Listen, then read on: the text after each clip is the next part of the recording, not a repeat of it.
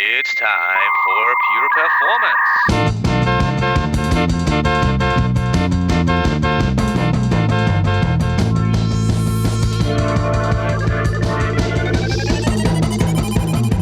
Get your stopwatches ready. It's time for Pure Performance with Andy Grabner and Brian Wilson.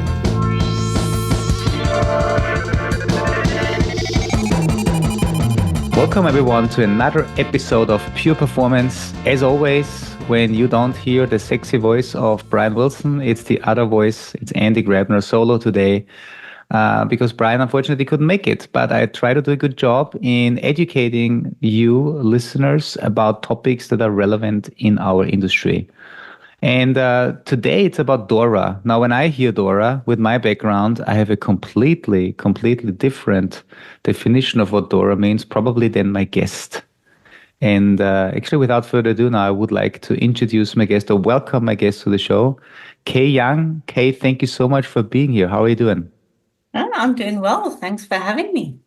Thanks for being here. Kay, could you... Before going into DORA, could you just quickly tell me a little bit about you? What do you do right now? What's your background? Just curious who our guests are. Yeah, so I am one of the principal product managers here at Dynatrace, and my focus is very much on ensuring that our product is compliant to various regulations and certifications, making sure that we have a really good product and people can trust that we have everything in place to handle their data accordingly. Mm-hmm. Yeah. I've been in the industry for over, I'm giving my age away, but for over 15 to probably longer years, working on products in various industries and making the best there is of it. Yeah, very cool. And I think you brought up a very good topic or a word, trust. Trust is a big thing. And now kind of going into DORA, can you give me an explanation, introduction to DORA and telling everybody now that is listening and you're thinking we're talking about the DevOps metrics. This is not about the result of the DevOps Research Institute that happened years ago. This is a different type of DORA, which reminds us how important it is when we use acronyms that we have a clear understanding of what the other person is talking about. So, Kay, can you introduce me to DORA? What is it?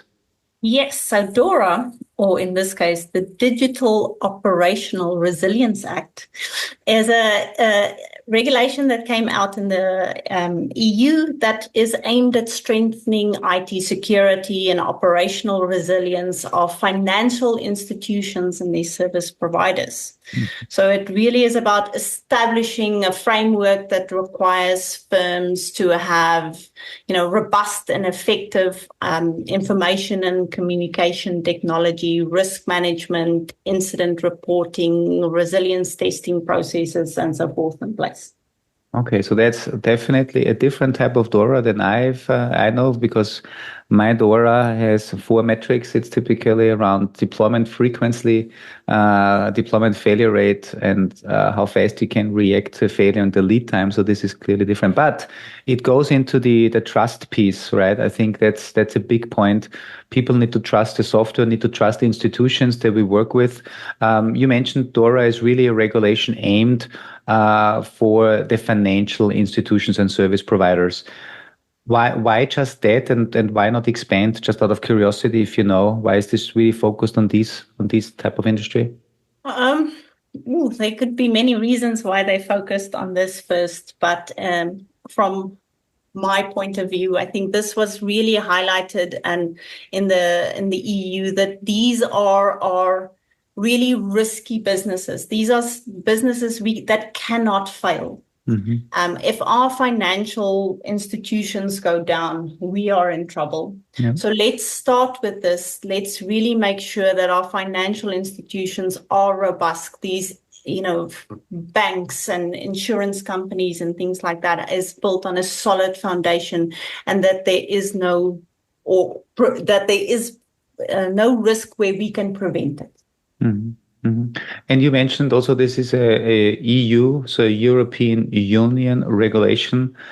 Is it fair to assume that other regions around the world have, let's say, similar regulations for their financial institutions? In case you know, I'm not sure how well of an expert you are. There definitely is a growing trend where we're seeing this. I'm really looking at DORA framework that the EU has put in place is revolutionary, and it really has opened the world's eyes to how important such frameworks is, and that we have to expand this to other industries and other regions throughout the world. We saw a similar thing happening when GDPR was brought out in the EU, where it was such a groundbreaking thing, and it really influenced the regulations for the rest of the world. So we're keeping a really, eye out on how this will expand to the UK, the US, and other regions in the world. Mm-hmm. Now, knowing big organizations like the European Union, these regulations, the definitions of the regulations probably take a little while to actually get finalized, get enforced. Can you give us a rough overview of the timelines? How long has this been going on? When is this going to be enforced? When is this really relevant for organizations? Well, the first version of DORA came out, I'm going to round up a bit, but 2 years ago, where they set the framework in place and say, this is what we want to establish. Let's start working together on this. Since then, there has been addendums, that they've laid out. The latest being in June of this year that they released this, and this regulation is coming into effect from the 17th of January next year. So from January, all organizations will actively start complying to the DORA's framework that needs to put in place.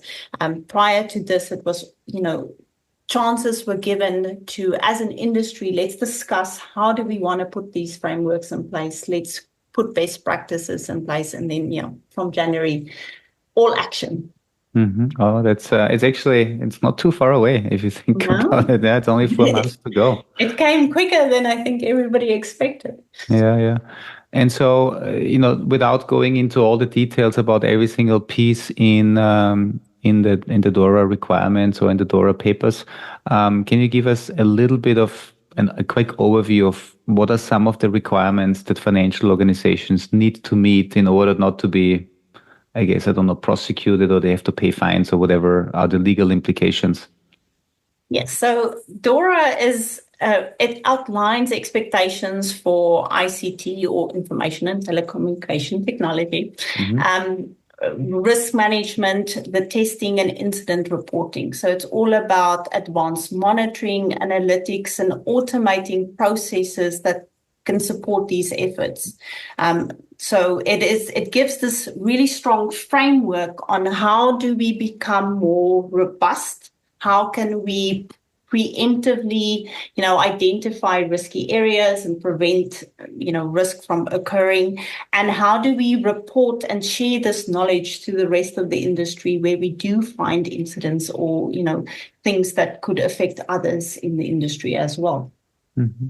So do you see, and again, this is not my field of expertise, and I'm just asking you, thinking about the financial world, I assume there's a lot of competition. So, and typically those organizations probably don't want to share things amongst each other, or maybe they do, I don't know. But do regulations like this actually force these organizations to share more things amongst each other, especially as it comes to maybe threats, especially as it comes to best practices? I do think this is one of the pillars of DORA, is that they want to foster this collaboration amongst the industry experts. Without this fostering fostering this collaboration that everybody wants to do, we're not learning, we're not getting stronger, we're not preemptively, hey, I have a vulnerability here, be aware of it, let's fix it, make sure you don't get hit. So this really is an important aspect of DORA that is so unique, and why DORA is more seen as a framework than, this is the strict guidelines you want to put in place. It is about, as a industry, as a community in there, let's see what is those best practices, how can we learn and expand on this all the time. Thank you. That's good. Now you mentioned, I think, observability earlier, because somebody may ask the question, so why are we with our background at Dynatrace even talking about this? I mean, clearly we've been, our slogan is the world needs software to run perfectly. The world needs software to run securely. Many other observability vendors obviously aim the same thing by helping organizations to get insights into their IT infrastructure, their applications. More and more vendors we see, and also in the open source world, more and more tools come out that focus on security, that focus on risk management. But maybe a quick overview for people that have never connected observability with regulations like DORA. Can you give us a quick overview of what would the role of observability be as organizations need to become compliant? Yeah, sure. Now, although there are many aspects to keep in mind where DORA and risk management guidelines are concerned, observability is one of those key approaches that can support several aspects of it. It can help by providing visibility into the system performance, the health of the system. It can help establish faster identification and response to potential issues. So it really is a key enabler for continuous monitoring, early detection of risks, and helping to automate responses that need to go out. Which brings me, like a keyword here, brings me to the next question that I have. Observability is one thing to get insights, but then automation. We've been working pretty hard, at least since I've been in IT, to automate as many things as possible, right? Again, with my background, I typically talk about automating your build process, your testing process, your deployment process.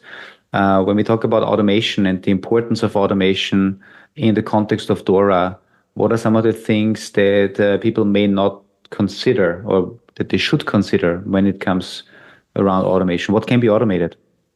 Well, automation and especially AI-driven insights is, I strongly believe this is really critical to helping you with your DORA compliance. It reduces that manual intervention that needs to be put in place. It is crucial to help you improve your response time. DORA gives very strict guidelines on how quickly you need to notify the relevant authorities on if there is an incident, so that corrective actions can be taken and so forth. So having this automation in place and having these AI-driven insight becomes a critical component in meeting these strict guidelines.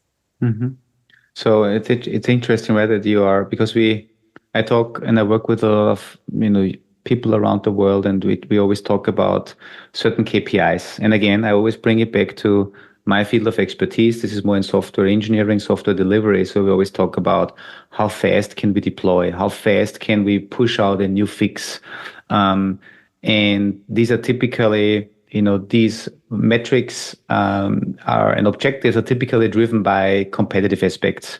You want to be competitive in the market, therefore you want to bring out a new feature in a certain amount of time, and therefore your process to deliver and develop needs to be automated as good as possible. In this case, now I hear it like the European Union says, hey, we give you strict guidelines on how fast you need to detect and then notify about any potential issues, I guess, in a certain category, and who you need to contact, what type of information you need to share.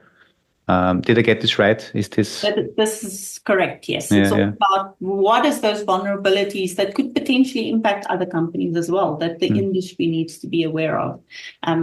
To share that knowledge again that we spoke of earlier, but also to make sure that as your company, you have the relevant response plans and in place to prevent these and fix them should they come up.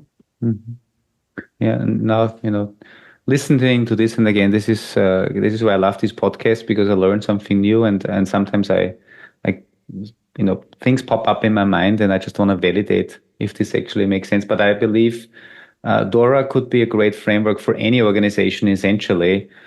Because I'm sure it provides some good guidance on best practices in general, right? How do you deal as any type of organization that is using digital services How do you detect even problems? How do you deal with them? Who do you report them to? Now with DORA, there's a guidance on financial institutions needing to report to the European Union.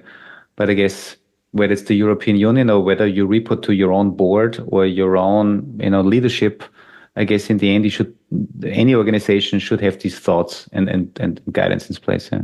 Yes, no, it's very important. I always like to refer to this CrowdStrike incident that happened a few months ago. Mm-hmm. This really showed why such a framework is so important. If something goes down, what is the consequences of this? So I think the European Union and putting this DORA regulation in place was really forward thinking and knowing, hey, we need to start planning for these things. This is these type of incidents can happen. We need to make sure we are secure and plan for it. And I'm not sure what the right English term for it is, but I guess it's critical infrastructure or critical systems, like as you said, banks, right? We need banks to work because otherwise our society will probably end up in a bad situation. The same is true for I guess energy, transportation, healthcare. These are all pieces of critical infrastructure and critical services, and they obviously have to take really good care of that everything is resilient, and that they then know in case something goes wrong to really notify the right people so that the right processes can be put into place. Exactly, yes. Hey, one of the things, and you mentioned CrowdStrike, and there have been other incidents. Actually, I think CrowdStrike was not the issue, but the other incidents in the past is where, let's say, third-party software, whether it's third-party libraries, anything in kind of like the software supply chain. There's many parts and many steps in the software delivery process where things can go wrong. Does DORA cover anything of this as well? Is DORA expanding to the whole software delivery lifecycle? Yes, indeed. It does extend its requirement to those third-party service providers. So this means the financial institutions themselves need to ensure that the entire supply chain is resilient. There is guidelines given on how you determine whether this is a critical supplier versus, just an important supplier. Mm-hmm. And you, as a financial institution, really needs to work with these companies, make sure they have the relevant operational resilience and continuous monitoring in place that you require based on your risk profile and how you want to operate. And it is a very important aspect because we are so reliant on those third-party systems that we use in our applications. We have to make sure the whole supply chain works. Mm-hmm. And now we don't obviously want to make this, as I said, this is a thought leadership podcast. We want to talk about these topics, but we as Dynatrace, we are a critical, I guess, third-party component to many of our customers who are in the financial space, who operate in the financial space. Does this mean they need to justify and they need to prove that Dynatrace also does everything and we are applying to certain rules? Or how does this work? What if a financial institution uses a tool like Dynatrace? What do they need to kind of report?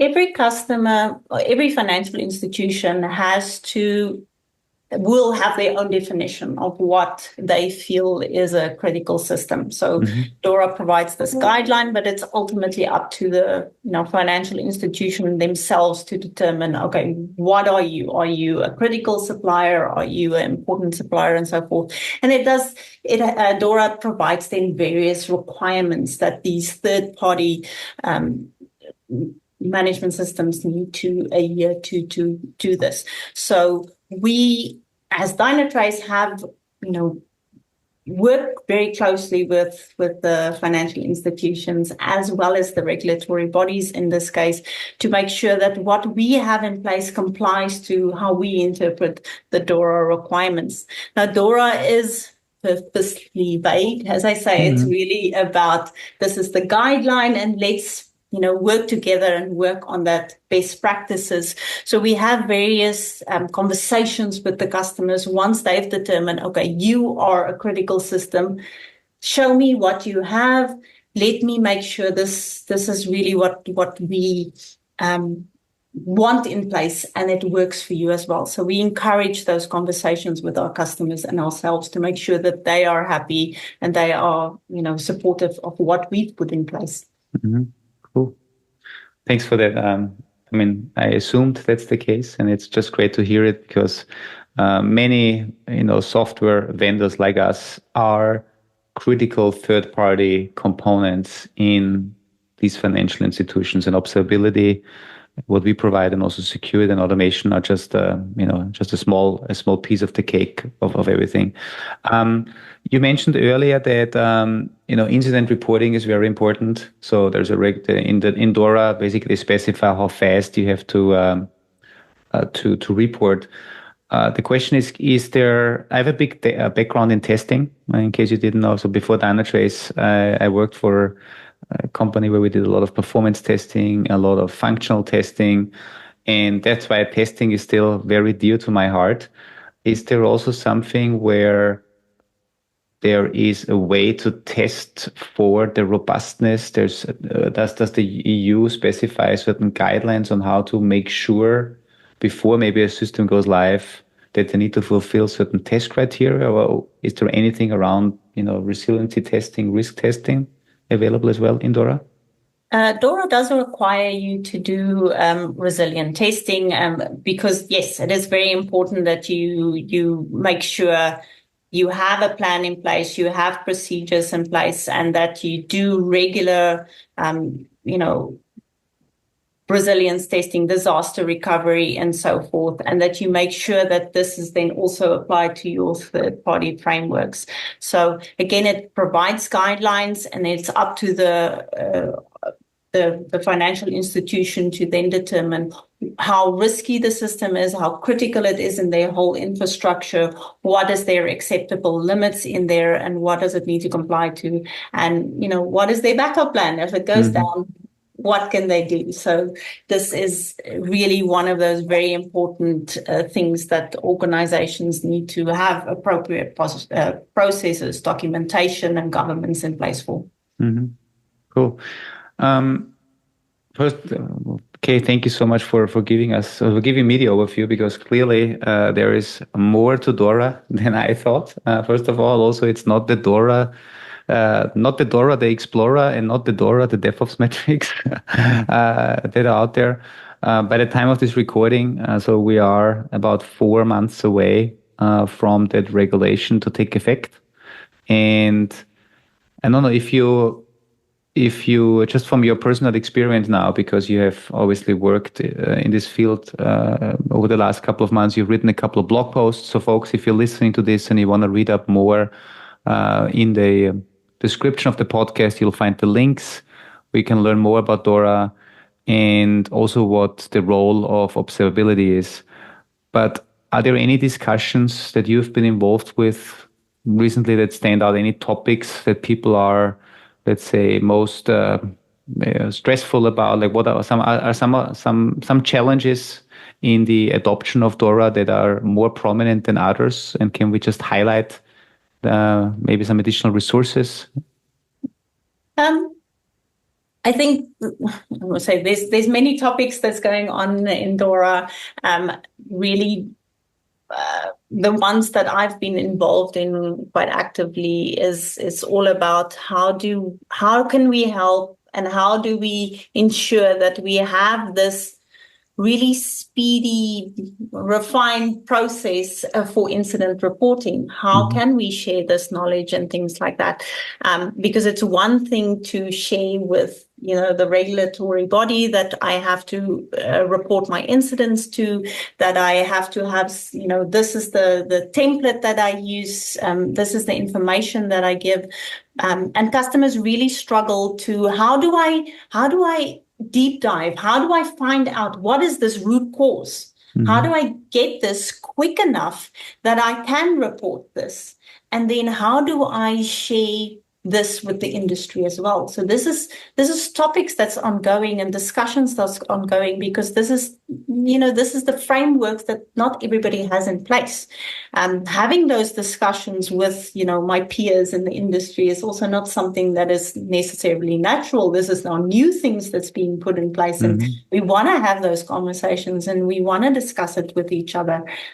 So this is quite a hot topic at the moment, where I've been involved in quite a few interesting conversations. How can we put this in place? How can we become more collaborative in this? And how can we get faster and do this easier? Because it can be quite an administrative burden for these compliance officers that now need to do this. So I'm really looking forward to seeing how this pans out and how people do this. Yeah.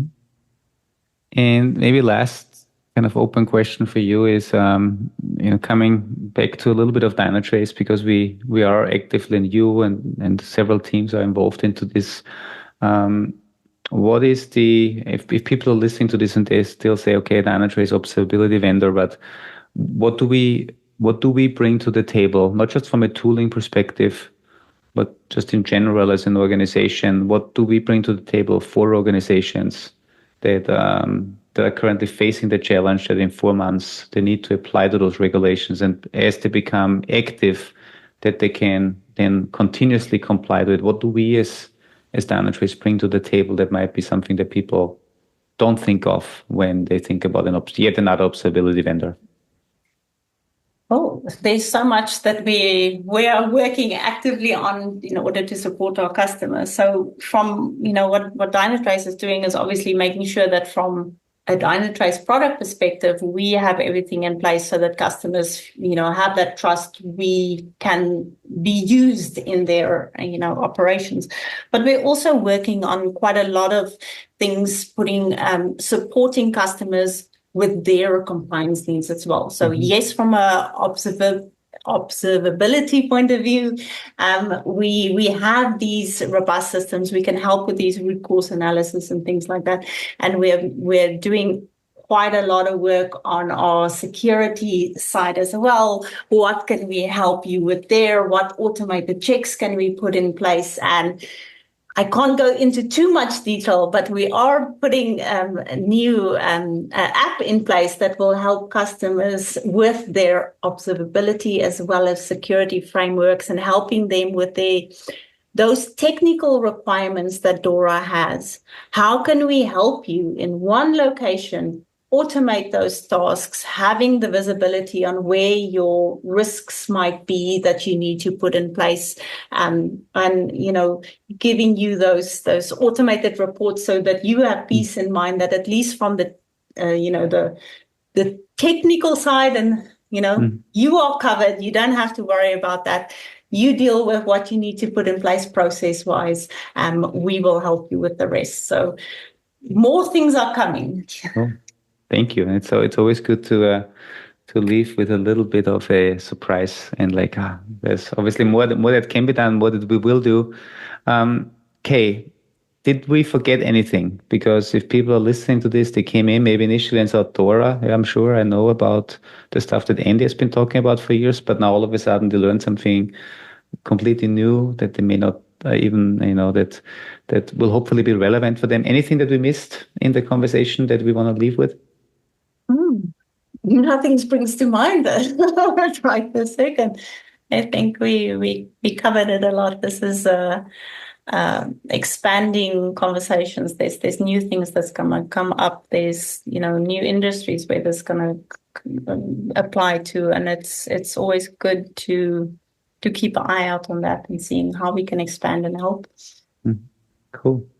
Okay, in this case, I want to say thank you so much for spending the time and recording this podcast. It's always great to see people like you actually really be willing to speak, talk about your experiences, educate us on new topics that we might not be too familiar with. And we will add all the links to your blog posts. If you're okay, we're also adding a link to your LinkedIn profile in the description, so people can also follow up with you in case they have questions. And let's keep fingers crossed that as January 17 comes around the corner, that all the organizations out there in the financial space have implemented everything that they could to implement this new framework and apply all the rules and do all the reporting. Yes, no, thank you for having me. Thank you.